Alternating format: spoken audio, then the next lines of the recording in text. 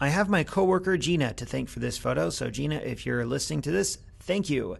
She came into work one day and she said, there's a whole bunch of butterflies out in this garden in front of the student union. You should bring your camera and get a picture. So that's exactly what I did. It was either the next day or the day after that I brought the old classic, the 7100 plus the 50 millimeter lens.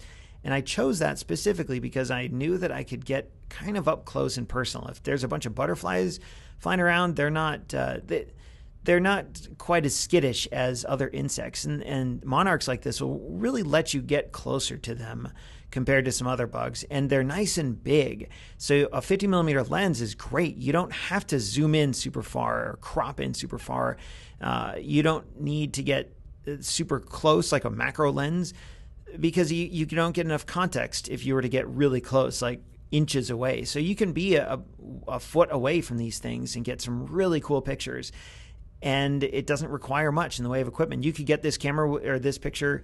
Well, okay, you couldn't get this exact picture with a kit lens. You would need a 50 because I did shoot this with a wide aperture. I went out to the gardens with my camera, my 50 and my D7100, and I shot a bunch at just f1.8, and I didn't care about the consequences. I knew that depth of field is really unwieldy. The slightest bit of focusing front or back would result in a ill-focused picture. But it was just a fun opportunity to go do that. So I did, and I shot several pictures. Only took maybe 5 minutes out there, but I came back with several pictures that a lot of them turned out pretty good.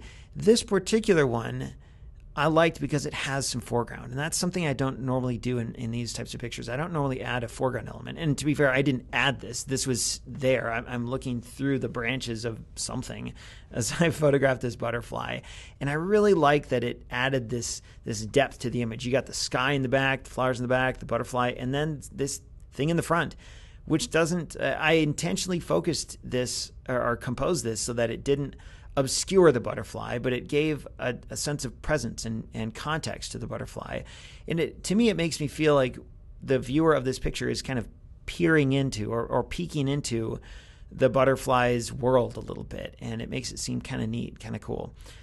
So it was fun to do that. And it was a reminder that, with all these other cameras, I always talk about the Fuji and my D750 and the 7200 lens and all that. You don't need anything fancy. This camera is a couple $100 now, and the lens is like $150. You don't need anything fancy to get good pictures.